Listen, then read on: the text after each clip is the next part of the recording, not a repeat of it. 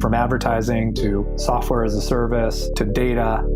Across all of our programs and clients, we've seen a 55 to 65% open rate. Getting brands authentically integrated into content performs better than TV advertising.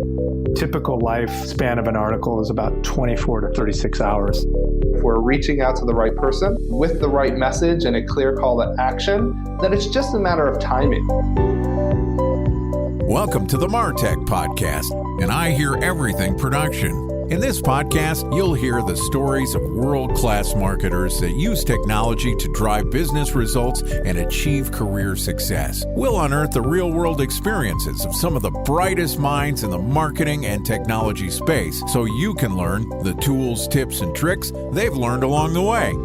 Now here's the host of the MarTech Podcast, Benjamin Shapiro. Welcome to the MarTech Podcast. I'm your host, Benjamin Shapiro, and today we're going to discuss different forms of communication in marketing. Joining us is Dimitiris Maniatis, who is the CEO of Upstream, which is a global specialist in mobile marketing automation with 20 years of experience. Upstream's mobile marketing automation platform combines innovations in marketing automation and data security from online advertising fraud and multi-channel digital communication aimed at creating personalized experiences for end consumers. Yesterday, Dimitiris and I talked about what is RCS messaging and is it necessary for marketers. And today we're going to continue the conversation talking about the advantages of cookieless mobile marketing. All right, here's the second part of my conversation with Dimitiris Maniatis, the CEO of Upstream. Dimitiris, welcome back to the MarTech Podcast. Great to be back, Ben. You know, it took me 24 hours, but I'm starting to actually pronounce your last name correctly. I'm excited you're back on the show, Mr. Maniatis. I'm extremely excited you're pronouncing my name right and to be back on the show. It's like a hazard of the job here as a podcast host of names that you're not super familiar with. What is your heritage? What's your nationality? Are you Greek? Is that Maniatis? So I am Greek. I live in Greece right now. I'm in London for work, but yeah, I'm 100% Greek. And generally, I struggle with Greek pronunciations most of the time because there are so many syllables in the Greek name. But it's a new day. I've got your name down, Maniatis. And we get to continue our conversation from yesterday. We were talking about RCS messaging and sort of this new way where you can deliver richer experiences through what we consider to be text messaging. And it's sort of part of this underlying trend of the combination of the world continuing to go mobile. So our mobile efforts are continuing to be more important for marketers, but also we're seeing this just general shift in our ability to accept, use, catalog, make sense of data. So talk to me about some of the advantages of what's happening with mobile data. We're going cookieless. What are the advantages of cookieless mobile marketing? I think there are plenty. One advantage is when you're forced to abandon cookies, you actually do something as a brand, as an advertiser, that you were probably supposed to be doing all along, but maybe the world gave you options that allowed you to be lazy, which means you own your own customers' data. And you're able to communicate with your own customers directly without going through third parties like Google and Facebook and paying a fee every time you want to talk to your customers to those platforms. So I think that's a huge advantage. It doesn't come easy because it requires marketers to kind of change mindset, learn that there is another way. It was always kind of a requirement to own the relationship with your customers. It's just that Google and Facebook made it so easy for everybody. The path of least resistance led everybody to not really focus on investing into building their own customer databases, their own CRMs, and make an effort to collect with consent customer data so that they can communicate with their own customers on their own. It sounds so simple when you say it that way. If you're building a business and you want to have relationships with customers, you should collect your own customer information so you can communicate with said customers to try to drive them to buy your products or services. Okay, that seems like table stakes, but the reality is that we've basically had the ability to run arbitrage businesses as marketers for the last 10 years. The beginning of my career was in e-commerce. I worked at eBay, and we think of eBay. Okay, buyers go on this platform and they find customers and sell. But there's all sorts of other businesses around eBay where there was affiliates and drop shipping businesses, not necessarily people that were the actual creators of a product that are selling it on the platform. And I think we're seeing similar things in sort of the digital ecosystem now that we saw in e-commerce 10 years ago. Right? If we start to see an opportunity to do something more efficient with customer communications, we can actually take advantage and monetize it. It used to be, I see that products are cheaper on Amazon than what they're listed on eBay, so I'm just going to buy something and send it to someone on Amazon if they complete an eBay transaction. That's drop shipping. Now we're starting to see essentially that was the model in digital commerce for the last 10, 15 years. I don't actually have to own the relationship with the customer. I can just be a marketer that's great at getting someone from Facebook into a product or services, and I don't actually have to collect the data myself. Yeah, sure, it makes sense for marketers to want to own access to first-party data, but it also begs the question of how do you go find the people that are interested in your content and service, mostly in a mobile world, when you can't just go out and rent access to them from a platform? So sure, we're forced to go get first-party data, but getting first-party data is challenging. How do you advise marketers to start thinking about actually marketing and collecting that first-party data when they don't have the underlying access to it in the first place? I think you pose a great question. And the way you opened it up, I made a note of the word efficiency. So it was the most efficient way to go through Google and Facebook for that service. And marketers who take advantage of that early will win. It very soon will not be the most efficient option because already we see Facebook campaigns, for example, not being as effective due to cookie abolishing tactics or tracking abolishing tactics of Apple, for example, on iOS or Safari, and what's going to be coming up on Android devices and Google Chrome as a browser in the future. So it no longer will be the most efficient way. That's not to say that people will stop advertising on Google and Facebook. So the first time you will try to get new customers when you want to appear where people search for a product or a service like yours, that's still there. Discovery, for example, will still remain with Instagram, with TikTok, with a number of platforms. And then a lot of the media campaigns you're going to be running, they're still going to be there. What's changing is what you do with the people that actually respond to those campaigns and land on your website.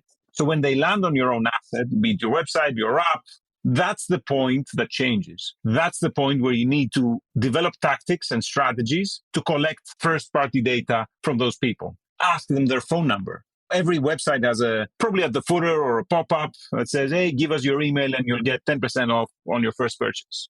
I think that worked very well for a while. The only problem is that emails have a 20% open rate, messages have close to 100% open rate. So simply switch from collecting just email and add giving your mobile phone number as well and opt them in immediately. Waste no time. Send them a text message that says, hey, thank you for opting in. If you want to opt out, here's a link. You need to be privacy conscious about it, but it needs to be done. I hear what you're saying in the sense that collecting contact information from your prospects once you're able to market to them becomes increasingly important in a world where third-party data access is restricted. The flip side of the coin is somebody comes to my website and I want them to have this wonderful experience. And if I'm now asking them for email and phone number, the more you lengthen a form, the lower the conversion rate is, right? If I'm saying, hey, welcome to my, let's say, e-commerce digital store. Before we get started with you browsing products, which is what you're here for, let me ask you 15 things about yourself. You're going to lose customers. So how do you balance in a mobile world where you are paying more to get access to your prospects, the need to collect more information, and what the impact of collecting that information is on your actual conversion rates? First off, you don't have to do that. You can find clever tactics of getting that data during the checkout process. When somebody completes a transaction, you usually used to be relying and making a requirement for the email. I think you should be making a requirement for the mobile phone number, at least that. So that's kind of an easy first step. Other clever tactics is you allow the person to browse. And there's instances in their browsing behavior, like they're about to exit your website. So you know about the exit intent pop-ups that happen sometimes. So through there, for example, you'd say, hey, don't go. You were going to drop off the funnel anyway, but don't go. Give us your phone number, give us your email, and we'll give you a coupon or we'll make it worth your while. So there's a number of tactics people can do. I'm not suggesting lengthening the funnel. That being said, I think people should be mindful and conscious of the fact that by not collecting those data, it means every time they want to talk to the same person again, they would have to go through Google and Facebook. Now, I'm not saying it's one or the other, but minimizing or maximizing the most you could do through your own means is the sensible thing here. Talk to me about the differences when you think about collecting that first-party data and the user experience. How is it different from mobile as opposed to a desktop-based experience? It's not hugely different, I would say. It's still people giving their information willingly, be it on their mobile device or be it on the desktop device. The mobile device has some advantages over that. Through technology that exists today, with the consent of the user, identification of somebody's mobile phone number can happen without the user going through typing the whole 10, 15 digits. So it can happen. There is technology that exists today with the consent of the user. Hey, you don't have to type it. We can detect it for you from the mobile carrier already. For example, that could be different. And increasingly, we see a lot of applications of that technology, but it's not wildly different on the customer experience. You still need to go through the steps that you need to go through. So here's my takeaway from this conversation. We are on a slow-moving train. Access to third-party data is being restricted. It's going to be prohibitively expensive to rely on the traditional marketing platforms that we've used to get access to our customers and continue to market to them through those platforms. The Facebooks and the Googles and the TikToks and the Snaps and all these other platforms, even programmatic advertising, is going to get more expensive over time. So if you're going to invest in your performance marketing to find your customers, you're going to need to do a better job of finding ways to extract first-party data from those leads so you can continue to market to those customers and raise your LTV.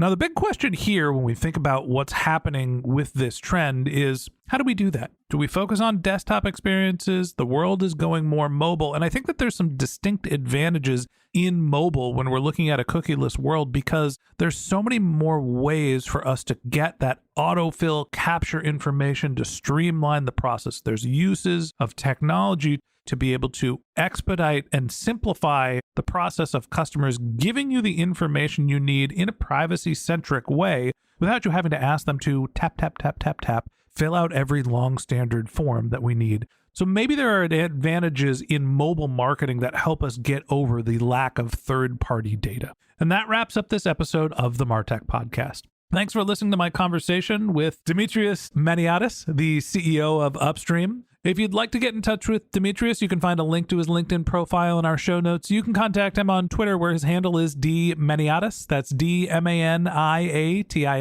Or you can visit his company's website, which is upstreamsystems.com. The Upstream team has a white paper that specifically talks about mobile identity. So if you're interested in learning more about their take on mobile marketing and how it's impacted by the cookieless future, upstreamsystems.com. Just one more link in our show notes I'd like to tell you about. If you didn't have a chance to take notes while you were listening to this podcast, head over to martechpod.com, where we have summaries of all of our episodes and contact information for our guests. You can subscribe to our weekly newsletter, and you can even send us your topic suggestions or your marketing questions, which we'll answer live on our show. Of course, you can always reach out on social media. Our handle is martechpod, MARTECHPOD, on LinkedIn, Twitter, Instagram, and Facebook. Or you can contact me directly. My handle is Ben J. Shap, BENJSHAP. And if you haven't subscribed yet and you want a daily stream of marketing and technology knowledge in your podcast feed, we're going to publish an episode every day this year. So hit the subscribe button in your podcast app and we'll be back in your feed tomorrow morning. All right, that's it for today. But until next time, my advice is to just focus on keeping your customers happy.